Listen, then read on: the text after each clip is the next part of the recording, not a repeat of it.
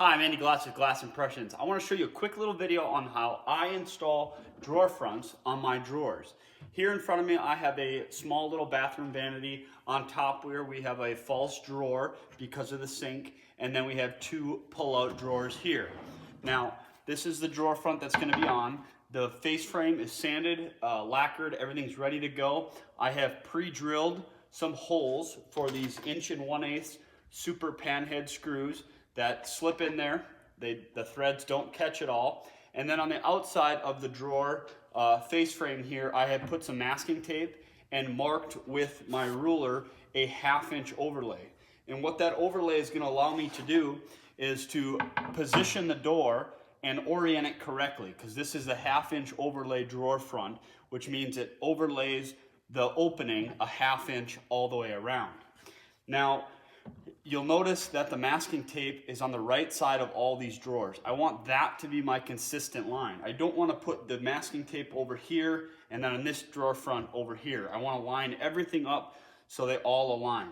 These left orientation lines are never going to be seen together, and so it doesn't matter if they line up. As long as these line up, these two drawers will be perfect, and this one will be symmetrical on this side and that side. So first what we're gonna go ahead and do is use our Rockler drawer front installation jigs. They simply screw on the side just like this. There's one for the left and one for the right. And what these allow you to do is to hold the drawer front in place with these front knobs. And what I do is simply snug them up in a rough position to my lines. This may seem very crude, but it's actually very, very accurate. If you get in position in the sight line on the top of the drawer fronts, line them up with the lines, and boom, it's that simple. Now these drawer fronts have been curing for about 3 days. That lacquer is nice and hard. And now what that allows me to do is pull out the drawer. I can use these panhead screws and simply snug it up really, really fast.